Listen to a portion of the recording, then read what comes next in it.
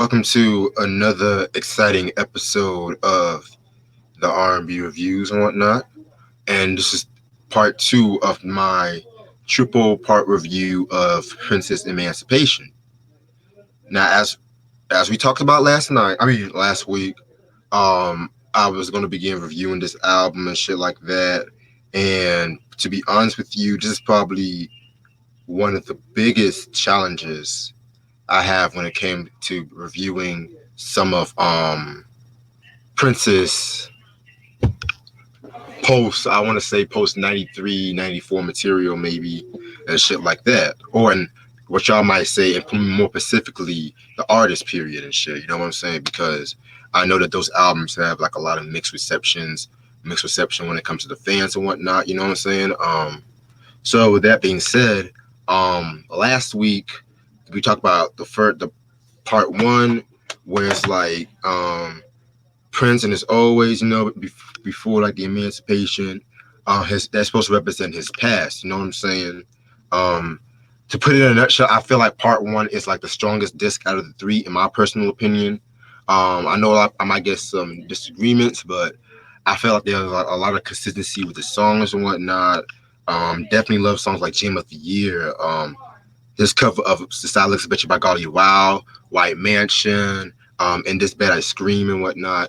Yeah, I've definitely loved this part. Now we move on into the second disc. Um, the second disc is probably my least favorite. I'm just gonna put it in a nutshell. Now, here's the thing about the second disc. The second disc is really supposed to represent Prince in the present, because a lot of these songs was like dedicated to his wife, Mate, and shit like that. Like a lot of romantic songs and whatnot. And you would definitely think, with his track record of ballads like, Adore and Beautiful Ones, I would definitely like this. Well, I'm just gonna talk about because but at the same time, some opinions on songs definitely change and shit. So yeah, I'm gonna definitely share my thoughts on this. So with that being said, here comes the second disc. So track number one we got is Sex in the Summer. Um, nice first single. I mean, nice way to begin the album and shit like that.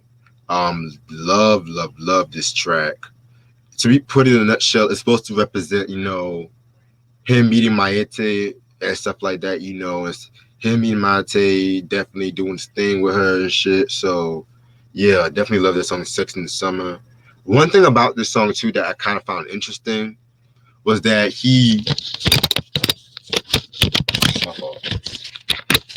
yeah.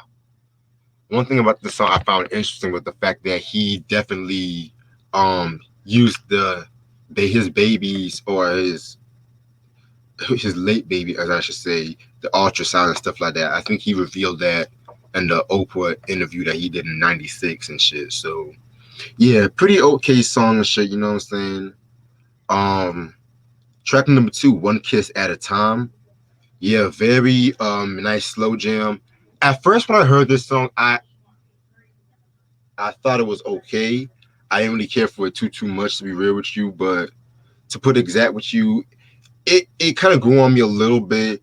He's basically just talking about taking it slow, not just like taking it slow, like they just taking it slow when they make love and shit like that. You know what I'm saying?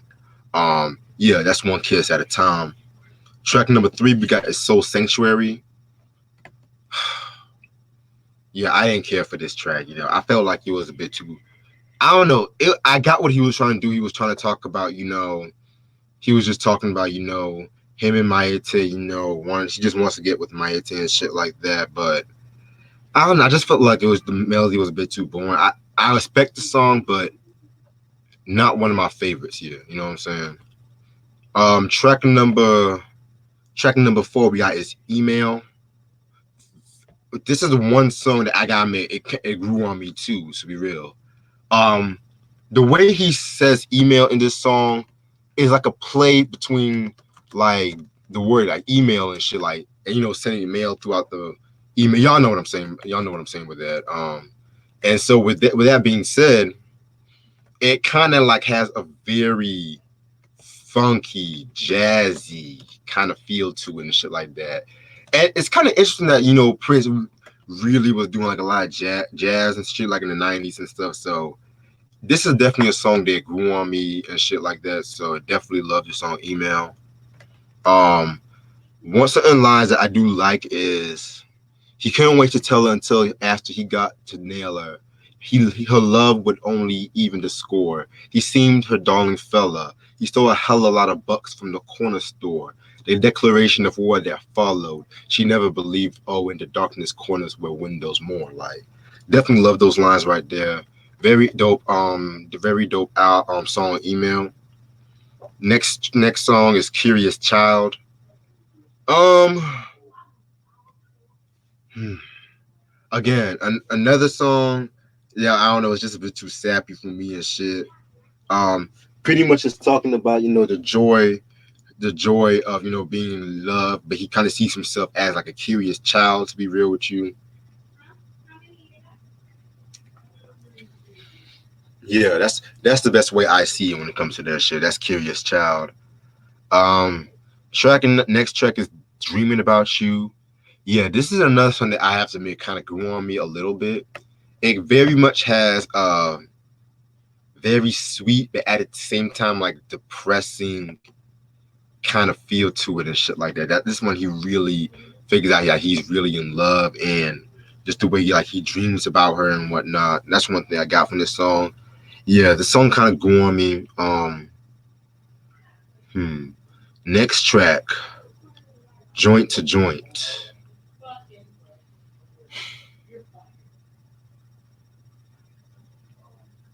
Yeah, this one kind of features a rapper named 99. I didn't care for this track, to be real. I really didn't care for this track. Um, yeah, to be real with you, I kind of felt like this track was pretty much like it was just a bit too long. I felt like 7 minutes was a bit too long for this fucking song and shit like that. But yeah, it's alright. Um, Next track we got is the Holy River. Um, to be quite honest with everybody, I have to say that this is actually my favorite track off this album. To be real with you, like, cause this is like before I even heard the whole album, this was like this is pretty much the song that really this song and somebody what made me curious in hearing the album and shit like that. You know, this is pretty much one of because you know when it comes to Prince, he pretty much hints a lot of religion in his songs and shit like that. But I feel like with this song, it's kind of interesting with this song. This is really the first song that he actually said Jesus in a song because we heard him say God. He even had a song called God, like an outtake from like the Purple Rain era. But you know what I'm saying? I felt like, with the Holy Rivers, definitely a highlight when it comes to like the Latter Prince and shit like that. The video is fucking beautiful as hell and shit. You know what I'm saying? Very dope video. I love that shit. Yeah, man, very nice religious song and shit. Vocally, he's at his vocal best with that shit. Yeah, what more can I say? Fucking Holy River. Um, then we have Let's Have a Baby. Self-explanatory and shit. Pretty much very how can I put it? It's like a in retrospect it's kind of bittersweet because if y'all know the history between, Prince and Mayate's relationship and stuff like that, um it was pretty much, they had like a couple of problems like getting shot and they had like a couple of miscarriages and whatnot.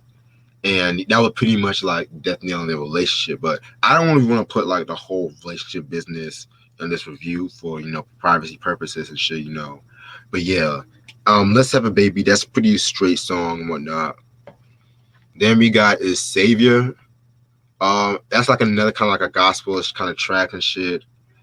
Um, yeah, I didn't really care for this track to be real with you either. Next track we got is The Plan. This was and just an instrumental. It was also included in his symphony album, Chemistra, if I'm saying it right, which was, believe it or not, a symphony dedicated to Maite. You know what I'm saying? Um, yeah, man. He was fucking in love with this chick. I tell you, jeez. Yeah, very cool instrumental. To be real with you. And the last track, friend, lover, sister, mother, wife. Very dope track. To be honest with you, this track, interesting story when it comes to this track. He actually he actually wrote this song while he watched Maite go to sleep, and he saved it until like the day of their wedding and shit like that, and he presented it to her. So I felt like that was very interesting and shit. So yeah, nice way to end off the album. Okay, yeah, this is my least favorite disc when it comes to Emancipation and whatnot. I don't get me wrong. I like a good ballad. I like a good album dedicated to a lover once in a while when it's done right. But I just felt like with this one, it was just pretty a bit too sappy in certain parts. And I hate to say, cause I'm a huge Prince fan, so I'm just keep giving y'all my honest opinion too. So yeah, man. So yeah. Now, re-listening to the album, it did kind of grow on me a little bit and shit. So that's just being real with everybody. So yeah, that's one thing I have to say about the second disc of the album. Yeah. And so next week is gonna be the final week where I just talk about the third disc on the album, shit like that. Where that's gonna be a long discussion. That's all I'm gonna say with that one. So yeah, with that being said, thank y'all so much for watching this. Make sure y'all keep the album. Shit, it's Prince Emancipation. Be watchful for the certain reissue that they're gonna do for this album. Peace.